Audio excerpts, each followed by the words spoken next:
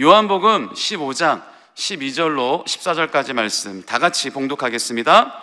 내 계명은 곧 내가 너희를 사랑한 것 같이 너희도 서로 사랑하라 하는 이것이니라. 사람이 친구를 위하여 자기 목숨을 버리면 이보다 더 큰 사랑이 없나니 너희는 내가 명하는 대로 행하면 곧 나의 친구라. 아멘. 오늘 말씀을 중심으로 너희는 나의 친구이기 때문에 라고 하는 제목으로 함께 은혜를 나누겠습니다. 여러분, 오늘 본문 말씀은요, 우리 기독교 신앙에 있어서 굉장히 중요한 말씀입니다. 예수님께서 이 땅에 오셔서 공생의 사역을 하시다가 이제 계획한 대로 죽으신 이후에 이제 하늘로 올라가셔야 되는데, 그 올라가시기 이전에, 그리고 그 십자가에 그 감당하시기 이전에 바로 마지막 날 제자들을 함께 모아놓고 이제 정말 마지막으로 중요한 당부들을 하시는 장면입니다. 그러니까 그 어느 때보다도 정말 우리에게 핵심이고, 그 어느 때보다도 예수님의 그 진짜 간절한 마음과 뜻이 담겨져 있는 이 장면인 것이죠. 그 가운데 오늘 이 구절은 우리가 끝까지 신앙생활을 하면서 무엇을 중요하게 여기고 또 어떤 부분에 우리가 초점을 맞추어 신앙생활을 해야 되는지에 대해서 제일 중요한 말씀이에요. 왜냐하면 이게 바로 계명이기 때문에 그렇습니다. 여러분, 계명이라는 건 뭡니까? 우리가 지켜도 되는 것과 그냥 뭐 이렇게 살았으면 좋겠다라고 권면 또는 당부라는 것과 두 가지를 볼 때, 계명이라고 하는 것은 법인 것입니다. 꼭 지켜야 되는 거예요. 그냥 좀 살면서 이렇게 좀 살아줬으면 좋겠습니다, 좀 이러면 어떨까, 이렇게 살면 너무나 좋을 것 같습니다 라고 하는 권면이 아니라 이건 무조건 지켜야 되는 율법이라는 겁니다.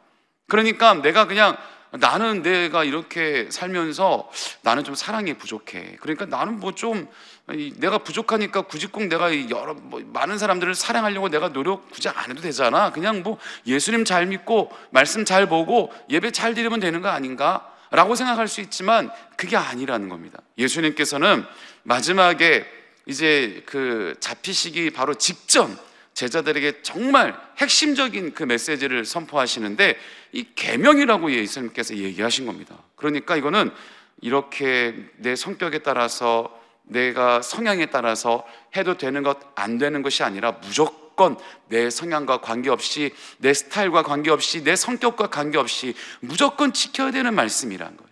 그래서 이게 중요하다는 겁니다. 그게 뭐냐?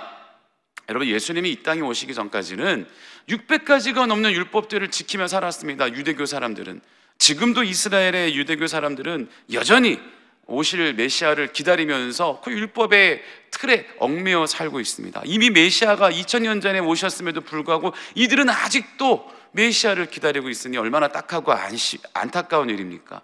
그런데 예수님께서 이 땅에 오셔서 그 600가지가 넘는 정말 현실적으로 지키기가 불가능한 그 율법들을 예수님은 딱 한 가지로 요약을 해서 예수 믿는 사람들에게 자유함을 주셨습니다. 그것이 뭐냐? 바로 오늘 본문에 나오는 구절인 겁니다. 그게 뭐냐? 바로 사랑이라는 거예요. 하나님은 사랑이죠. 하나님은 사랑이어서 이 땅에 예수님을 보내주셨고, 하나님은 사랑이어서 우리가 죄악에 가득 차서 정말 기회가 없고 다시 한번 하나님께서 보실 때 이 개가천선의 의지가 없는, 정말 답이 없는 우리 인간들을 또 한 번 기회를 주시려고 예수님, 성자 예수님을 인간의 몸으로 입히셔서 이 땅에 보내주신 겁니다. 그것이 왜 그러느냐? 바로 사랑 때문이라는 겁니다. 그래서 하나님은 사랑인 그 자체이기 때문에 사랑이 없다, 사랑을 안 한다라는 것이 성립이 될 수가 없는 존재인 것입니다. 그러니까 예수님께서 이 땅에 오셨는데 예수님은 하나님 본체가 아닙니까? 그러니까 예수님도 마찬가지로 그 사랑 그 자체인 것입니다. 그래서 공생의 사역을 하시면서 죄인들을 함께 품어주시고, 많은 사람들이 손가락질하는 그 죄인들과 함께 있기를 좋아하시고, 많은 사람들이 부정하다 손가락질하고 같이 있기를 싫어하는 한센병, 문둥병자라든지 여러 부정한 사람들이라든지 이런 사람들에게 먼저 예수님 다가가셔서 그들의 마음을 위로해 주시고 품어주시고 그들의 어려움들을 해결해 주셨던 것, 그것이 모두가 다 사랑이기 때문에 그랬던 것입니다. 그래서 사랑이 없던 그 당시에 유대 지도자들과 많은 유대 사람들은 그런 모습을 하는 예수님을 손가락질하고 정죄했던 것입니다. 그러니까 예수님께서 이제 제자들에게 함께 하는 말, 내 계명은 곧 내가 너희를 사랑한 것 같이. 맞잖아요. 예수님께서 이 땅에 오셔서 사랑을 해주신 것처럼 너희도 서로 사랑하라. 그런데 여러분, 이 말씀을 가지고 오늘 여기서 우리가 분명히 알아야 될 것은, 예수님께서 모든 사람, 원수까지도 사랑하라 하셨지만 오늘 본문에 나오는 이 사랑하라는 좀 달라요. 그러니까 예수님께서 오늘 이 장면이 뭐냐, 제자들을 함께 모아놓고 이제 내가 곧 잡히기 직전에 마지막으로 제자들에게 당부하는 말이거든요. 그러니까 내 계명은 내가 너희를 사랑한 것 같이 너희도 서로 사랑하라 하는 이것이니, 이 지금 장면은 여느 때와 마찬가지로 모든 사람을 사랑하라, 원수까지도 사랑하라가 아니라 제자들에게 국한된 말입니다. 제자들에게만 하는 말이에요 지금. 그래서 즉 말하자면, 나 이제 조금 있으면 이제 내 사명을 완수할 때가 온다. 나 이제 조금 있으면 잡혀서 내가 십자가를 감당해야 한다. 그리고 내가 죽었다가 다시 살아나 나는 이제 저 아버지 우편으로 올라가고 이제는 내가 이 땅에 없을 거야.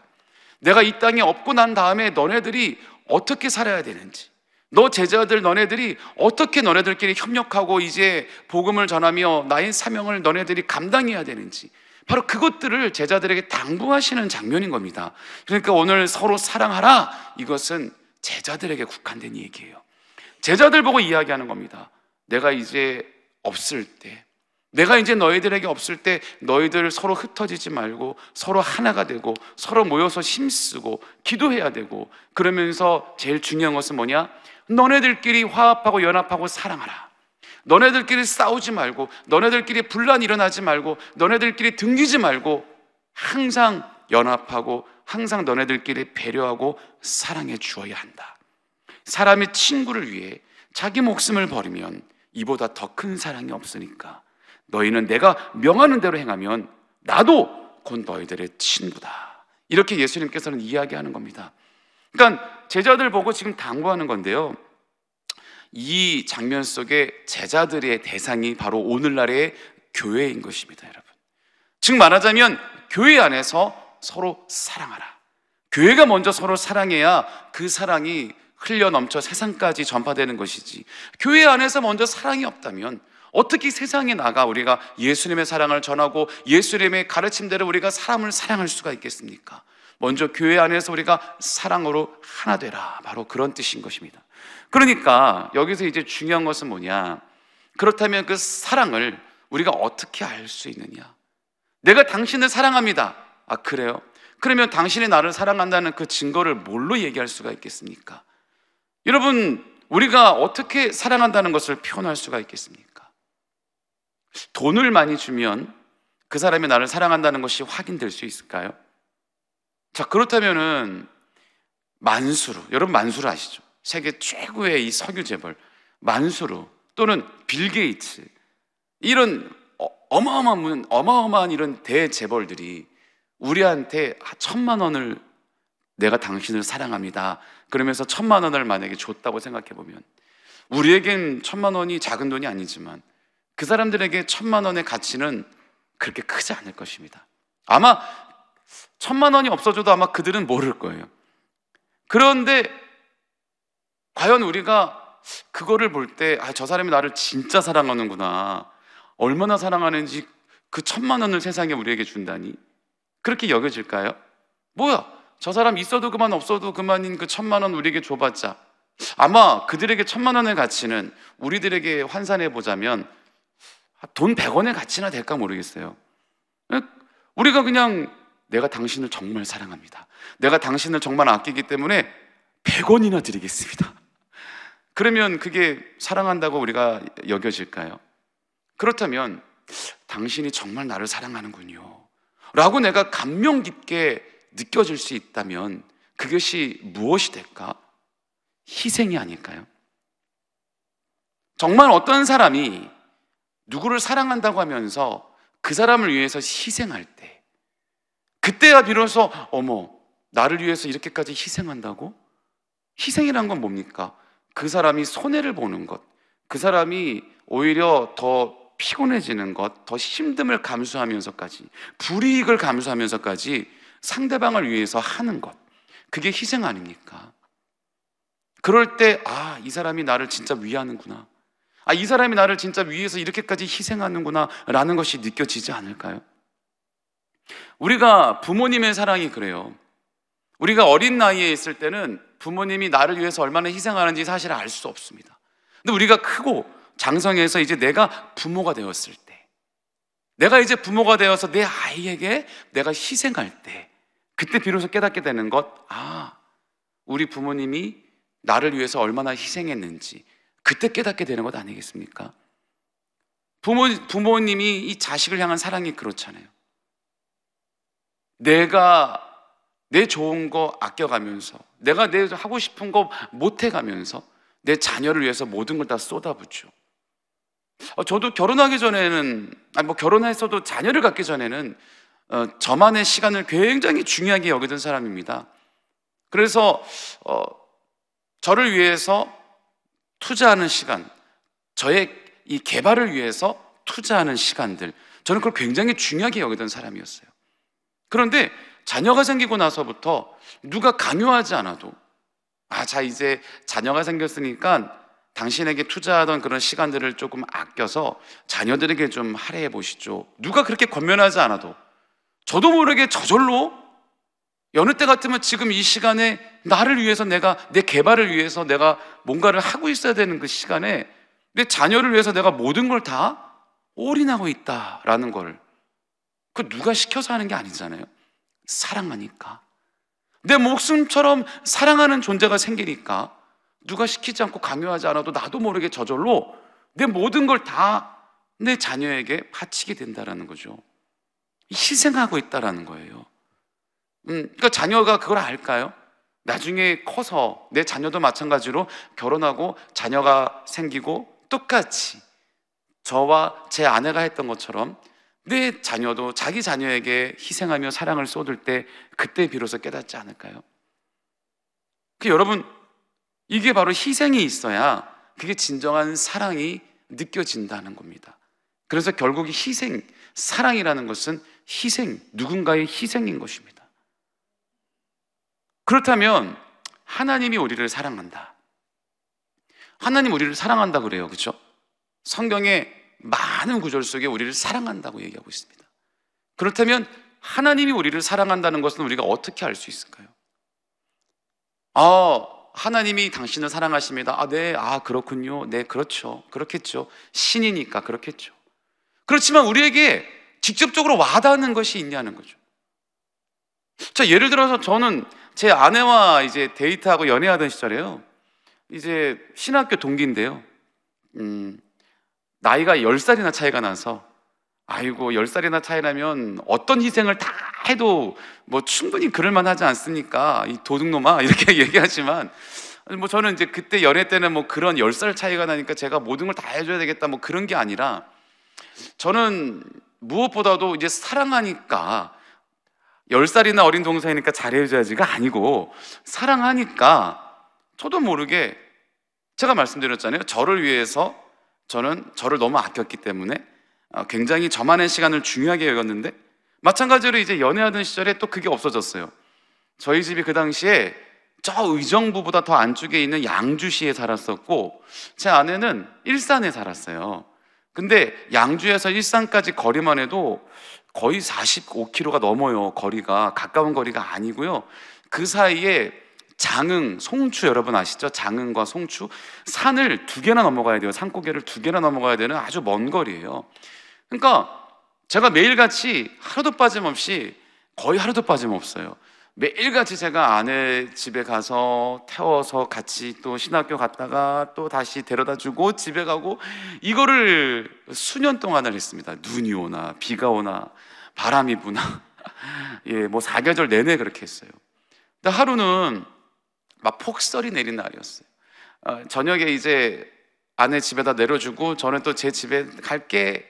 어떻게, 나 금방이야.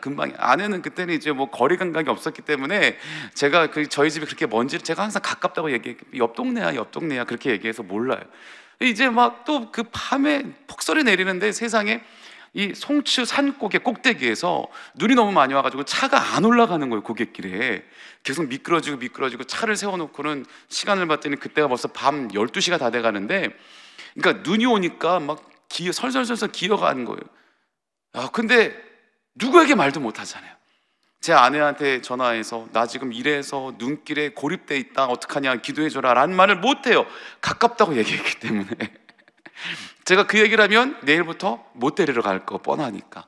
그런 적도 있었어요. 근데 그것도 어떻게 보면 희생이 아니겠습니까? 나중에, 왜냐면 제가 왜 그렇게 잘했냐면 10살이나 차이 나니까 이제 제가 남자로 처음에 안 보인 거예요.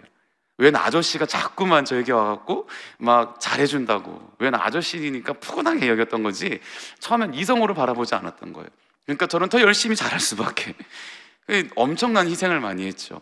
그러니까 나중엔 그걸 알고 그때서 이제 감동을 하고 마음의 문을 조금 열어주었던 기억이 납니다. 근데 하나님은 우리에게 어떤 사랑의 표현을 하실까요? 우리의 기도를 들어주는 것, 응답이 되는 것. 근데 그건 하나님이 우리에게 주시는 희생은 아니잖아요. 그냥 하나님께 감사합니다지. 하나님이 정말 나를 사랑하시는군요, 그래서 제 기도를 들어주시는군요 라는 것까지 연결되지는 않아요. 그래서 하나님은 우리에게 어떻게 사랑의 모습을 보여주셨느냐? 당신의 본체이고 하나밖에 없는 독생자 아들을 인간의 몸으로 이 땅에 보내셨어요. 왜 보내셨느냐? 우리에게 사랑을 보여주시려고. 그 사랑이 뭘 어떻게 해야 될 때 확인된다고요? 희생할 때. 당신의 아들 독자 예수님을 희생시키려고. 그래서 우리에게 보내주셨단 말이에요. 예수님이 이 땅에 오신 이유는 내가 하나님의 아들이야 군림하려고 오신 게 아니라 죽으려고 오신 거예요. 우리를 위해서 희생하려고 오신 거예요. 말이 아들이지 그 예수님은 하나님 그냥 그 자체. 즉 말하자면 하나님은 내가 나를 죽여 너희들에게 사랑한다는 것을 내가 확인시켜 주려고 하신 겁니다. 예수님께서 이 땅에 오셔서 죽으심으로, 희생하심으로 우리를 사랑하신다는 걸 확증하신 거예요. 여러분, 제가 그렇게 공들이고 시간 들이고 매일같이 그 먼 거리를 왔다 갔다 희생한 거, 그것 가지고도 아내는 감동하고, 그리고 많은 사람들이, 또 자식들이, 부모님들이 자기를 위해서 그렇게 아껴가면서 희생한 것까지도 감동하고 평생 부모의 사랑을, 은혜를 느끼는데, 하나님이신 예수님은 하나밖에 없는, 더도 없고 둘도 없는 하나밖에 없는 목숨을 우리에게 주셨어요. 목숨을 우리에게 희생하셨어요. 어떤 희생이 그보다 값질 수가 있을까요? 어떠한 사랑의 표현이 그보다 클 수가 있을까요? 그 예수님이 우리에게 그 사랑을 이야기하는 겁니다. 여러분, 우리가 아무리 친한 친구라고 해도 목숨을 버릴 수 있을까요? 그건 의미적인 이야기고요. 그만큼 서로를 사랑하라. 마음에 부담이 오죠. 이거 어떻게 하라는 거야. 마음에 부담이 오죠. 그런데 예수님은 너무나 좋으셔서요, 그마저도 우리가 힘들어 하는 것이 아니라 예수님께서 하시겠대요. 오늘 16절에서 18절까지 조금 더 보겠습니다. 16절에서 18절까지를 보면요, 이렇게 또 예수님께서 이어서 말씀하세요. 너희가 나를 택한 것이 아니요 내가 너희를 택하여 세웠나니 이는 너희로 가서 열매를 맺게 하고, 그 열매가 뭐라고? 사랑이요. 또 너희 열매가 항상 있게 하여 내 이름으로 아버지께 무엇을 구하든지 다 받게 하려 함이라. 내가 이것을 너희에게 명함은 너희로 서로 사랑하게 하려 함이라. 여러분, 이게 무슨 말이냐면요, 야, 너희들 부담 갖지 마. 그런데 너희가 그렇게 사랑하는 그 열매도 결국엔 내가 하게 할 거야. 너희가 억지로 하려고 힘쓰는 것이 아니라 결국엔 내가 하게 할 거다. 그럼 아마 이런 얘기를 할 겁니다. 그러면요, 결국에는 주님께서 다 하실 거면 이 당부는 저희에게 왜 하는 겁니까? 그렇잖아요. 결국에는 사랑하라. 그런데 그 사랑하는 것도 내가 너희로 하여금 열매 맺게 할 거다. 이렇게 얘기하는 겁니다, 지금 예수님은. 그럴 것 같으면 왜 우리에게 마음의 부담감을 주게, 어차피 주님이 하실 거면서 우리에게 그 말을 왜 하는 겁니까? 라고 물을 수 있거든요. 그런데 예수님이 이게 무슨 말이냐면은, 그래, 내가 너희에게 이거 얘기 안 할 수 있어. 내가 어차피 하는 일이니까 너희들 모르게 그냥 내가 해도 돼. 그런데 이 뜻이 서로 사랑하라 라고 하는 이 뜻은 내 뜻이 아니라 하늘 아버지 뜻이라는 거예요. 하나님 아버지의 뜻이기 때문에 나는 너희들에게 이것을 알려줘야 될 나의 또 사명이야. 내가 너희들에게 굳이 이야기 안 해도 돼. 하지만 나의 하나님 아버지, 너희 하나님 아버지가 그 뜻을 나에게 주셨기 때문에 나는 그냥 너희에게 이거를 하나님 아버지의 뜻을 이야기하는 거야. 그 이야기하는 이유가 뭐냐면요, 너희는 종이 아니라 내 친구이기 때문에. 이게 중요한 포인트네요, 여러분. 여러분, 종과 주인의 관계면 굳이 주인의 그 모든 마음을 종에게 이야기하지 않습니다. 그렇죠? 야, 이리 와봐. 너 이거 해. 주인님, 이거를 왜 해야 되는지 저에게 설명해 주십시오. 이렇게 안 합니다. 그냥 주인이 시키면 하는 거예요. 주인도 야, 내가 이것 때문에 이렇게 해줬으면 좋겠어라고 구구절절 설명하지 않아요. 그냥 명령합니다. 이게 종과 주인의 관계예요. 그런데 예수님은 이 땅에 하나님이시면서도 주인으로 군림한 게 아니라 우리와 친구 삼아주신 거예요. 그래서 너희는 종이 아니라 나의 친구이기 때문에 굳이 하지 않아도 될 것을 내가 너희에게 당부하는 거야. 이야기하는 거야. 그런데 어차피 이거 다 내가 할 거니까 너희는 부담감 갖지 말고 자유해라. 이게 주님의 핵심 포인트인 겁니다. 이렇게 우리를 사랑하시고 이렇게 주님의 목숨을 우리에게 희생하시면서까지 얼마나 우리를 사랑하시는지 보여주셨어요. 그러면서 우리로 하여금 주님 안에서 그 사랑을 우리가 그 은혜 가운데 머물며 우리로 하여금 자유하라. 그런데 여러분, 열매는 맺어야 되는데 그 열매가 사랑이라 그랬잖아요. 이 열매를 그럼 어떻게 맺어야 되느냐? 아니, 자유하라며요. 아니, 주님 안에서 우리가 자유하라며요. 그러면서 이 열매를 또 맺으라는 건 뭡니까? 이 사랑을 그럼 어떻게 해야 되는 겁니까? 여러분, 다른 구절 요한복음에 이런 얘기가 나오죠. 나는 참 포도나무다. 너희들은 가진 나에게 붙어서 열매를 맺어라. 그러니까 가지가 직접 열매 맺는 게 아니라 포도나무가 열매 맺게 하는 거라고 그랬잖아요. 우리는 주님께 붙어 있기만 하면 열매는 저절로 맺어진다. 그 열매가 오늘과 연결됩니다. 이 본문과 사랑이라고 그랬어요. 그러면 아가페의 사랑, 여기서 말하는 그 사랑은 인간 육신의 에로스적인 사랑이 아니라 그랬죠. 우정 필러의 사랑도 아니라 하나님이 우리에게 보여주신 그 아가페 사랑인데, 그 아가페 사랑은 어떻게 맺어야 되느냐? 제가 지난번에 한번 이 구절 갖고 설교할 때 말씀드렸는데요. 여러분, 이 사랑의 열매는 어디서 등장하느냐? 바로 성령의 열매 9가지에 등장하는데, 그럼 여러분, 성령의 9가지 열매 중에 첫 번째 first가 사랑이라 그랬어요. 그러면 이 사랑의 열매를 맺으려면, 이 성령의 열매 중에 첫 번째 사랑의 열매를 맺으려면 어떻게 해야 될까요? 뭘 어떻게 해야 그러면 이 열매를 맺을 수 있는 걸까요? 그럼 여러분, 성령의 열매는 어떻게 맺을 수 있는 걸까요? 간단합니다. 성령 충만할 때. 성령의 열매 맺기 위해서 다른 걸 해야 되는 거 아니죠. 성령 충만할 때 맺어지는 게 성령의 열매입니다. 그러면 즉 예수님께서 오늘 말씀하시는 이 사랑하라, 그렇지만 자유하라, 내가 하게 할 것이다, 그 포도나무 비유와 연결되는 겁니다. 그 포도나무에서는 모든 사람을 사랑하라가 핵심 주제였다면 오늘 제자들에게 당부하면서 결국에는 이마저도 예수님께서 하시게 할 거고, 그 열매를 맺게 하려면 성령 충만하면 된다. 하나님 안에서 성령 충만하기 위해서 하는 것, 그것이 부자유한 건 아닙니다. 억박과 속박은 아닙니다. 하나님 안에서 충분히 자유하며 이 땅의 모든 염려, 걱정, 근심으로부터 우린 자유하여 하나님 안에서 은혜를 누리고 하나님의 그 사랑을 누리고 그 안에 주님께 붙어 있으면, 가지가 되어 포도나무에 붙어 있으면 그 붙어 있는 것 자체가 성령 충만인 것입니다. 성령 충만하지 않으면 그 가지가 되어 참 포도나무신 예수님께 붙어 있지 못해요. 붙어 있는 것 자체가 우리는 성령 충만하다는 증거입니다.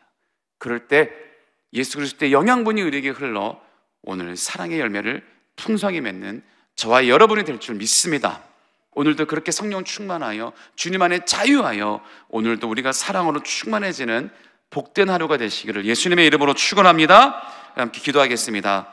좋으신 하나님 아버지, 감사합니다. 하나님, 오늘도 우리 안에서 예수님께서 우리에게 자유함을 얻게 하시고 또 그로 말미암아 주님께서 우리에게 명령하신 그 율법, 그 계명, 사랑의 열매를 맺을 수 있도록 주님께서 역사하여 주시옵소서. 하나님, 오늘 우리가 드리는 간절한 기도와 간구를 주여 응답하여 주시고 강건하게 하여 주시고 능력으로 충만하게 하여 주셔서 날마다 응답받는 복된 삶이 되게 하여 주시고 날마다 예수 그리스도의 보혈의 능력으로 우리의 모든 연약함이 강건케 되는 역사가 있게 하여 주시옵소서. 오늘 주님 앞에 믿음으로 예물을 드리는 손길들이 있습니다. 그 예물을 기뻐 받아 주옵시고 또 예물 드리는 분들의 손길을 기억하여 주셔서 30배, 60배, 100배로 열매 맺게 하여 주시옵소서.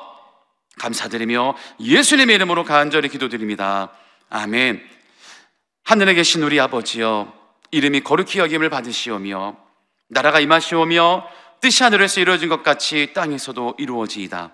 오늘 우리에게 일용할 양식을 주시옵고 우리가 우리에게 죄 지은 자를 사하여 준 것 같이 우리 죄를 사하여 주시옵고 우리를 시험에 들게 하지 마시옵고 다만 악에서 구하시옵소서. 나라와 권세와 영광이 아버지께 영원히 있사옵나이다. 아멘. 자, 이제 우리 함께 하나님 앞에 기도하는 시간입니다. 우리 나라와 민족을 위해서 함께 기도해 주시고요, 우리 여의도 순복음교회와 이용훈 대표총회장님 목회 사역을 위해서 기도해 주시고 우리 여의도 순복음 분당교회와 우리 황선옥 담임 목사님의 건강과 목회 사역을 위해서 기도해 주시고 또 우리 교회 재직들과 또 우리 주의 종들 파송된 선교사님들 위해서 함께 기도해 주시고 여러분들 모든 기도 제목들이 오늘 응답받기 위해서 다 같이 우리 주여 삼창하시고 함께 기도하겠습니다. 주여, 주여, 주여.